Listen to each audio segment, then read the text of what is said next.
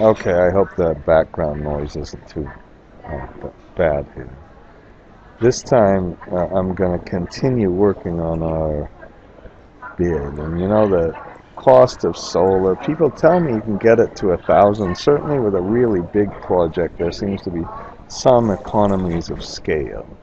So we have two scenarios with solar. And we have some code numbers. So these code numbers for each of the scenarios, they're used over here. There's a code number that defines kind of the tax life, the construction, the project life, the degradation for these ones. So solar has 1, hydro has 4, which has a much longer life. Wind has 2, which has a construction period. I'm sorry, this has a longer construction period as well. So these code numbers are included. Now once you have these code numbers, this is really about the using index function. You can say, okay, let's take index, and then we get carrying charges, 3 different carrying charges. So let's first, as we always do with the index, shade the area.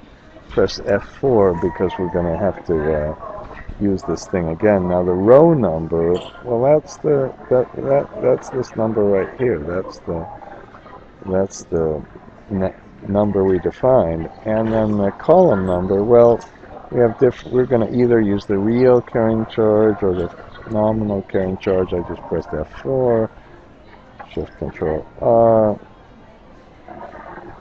Okay. I'm going to make sure I already did that. I'm going to pretend that didn't happen. Fix that in a minute. So if we want to look at, a real carrying charge or a first year carrying charge or 11 carrying charge, we can kind of use all the approaches. I think this is the theoretical one, but this is kind of what they quoted in the press, just a regular old levelized carrying charge. So that's the first use of the index. The second use of the index is that I created 2 code numbers here. This time it's got 1 and 2. If this would be 3, we'd get the third one. If this would be 5, we'd get the Inga Dam, this famous DRC kind of thing. And if they could get good financing on this, this would be another fantastic project. Of course, this doesn't seem to be happening. And then we can put the onshore wind, blah, blah, blah.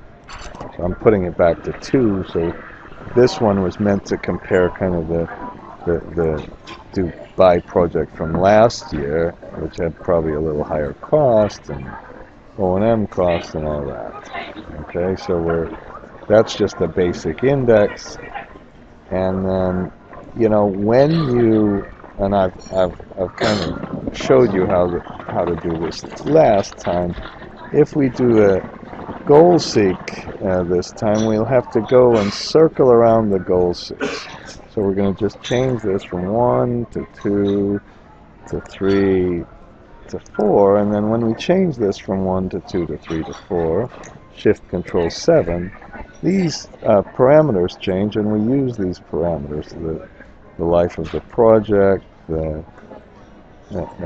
degradation rate, somewhere down here, the depreciation rate.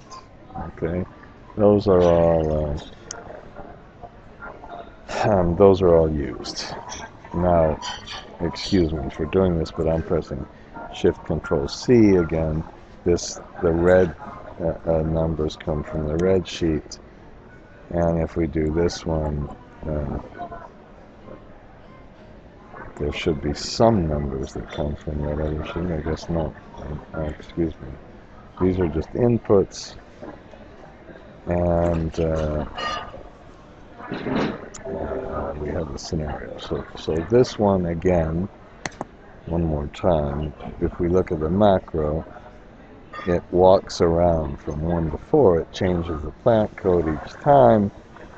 After it changes the plant code, you do your first goal seek, and then your goal seek drives these these capacity charges and LCOEs, which we just looked in the last file, and then you can put those into different cells.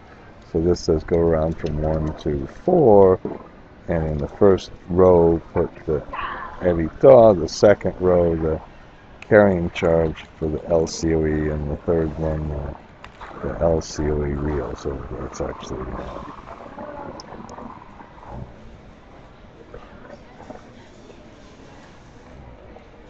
to see these ones.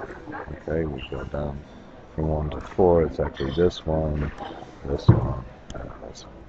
Okay, that's where it puts them because we named the ranges. This is named EBITDA.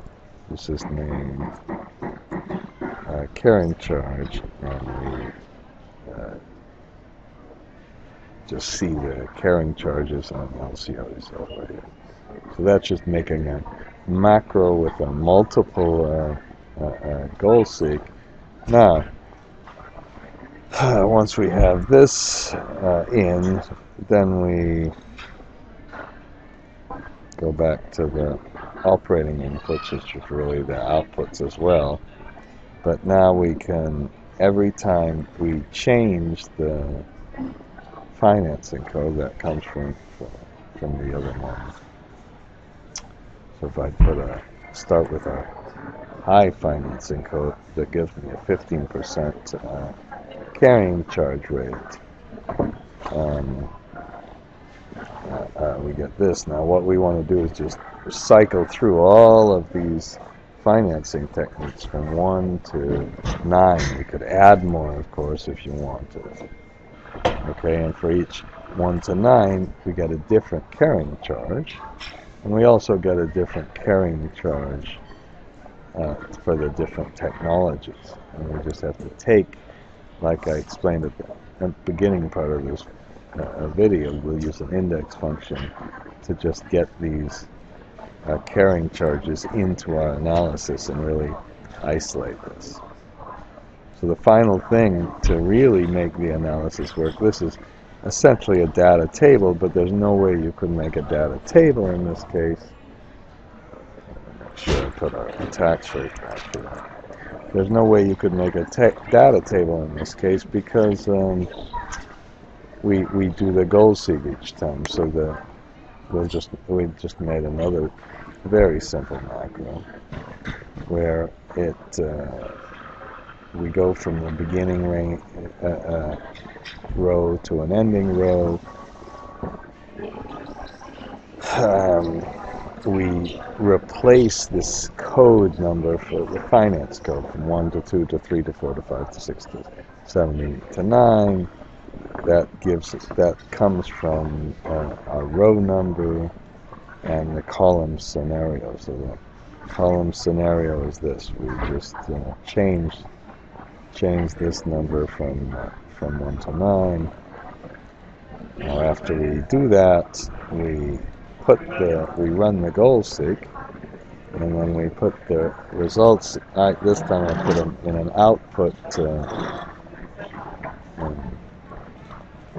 formula instead of writing them out. There's a range named output in the model, and we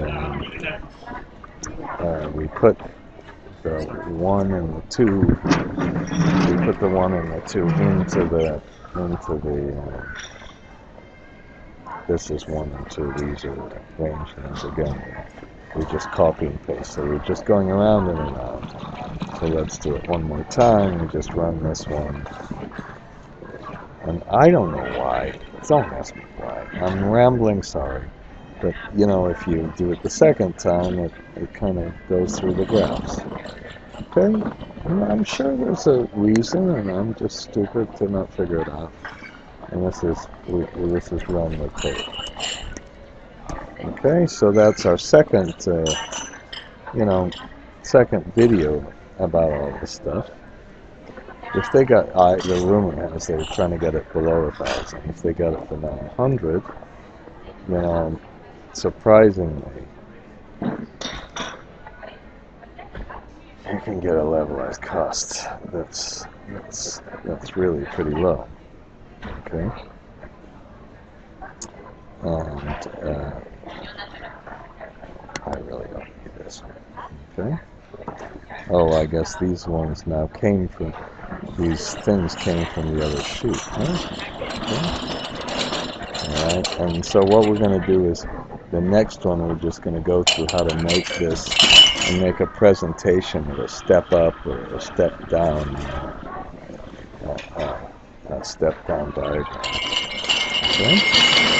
And that's it. They're making a lot of noise back there.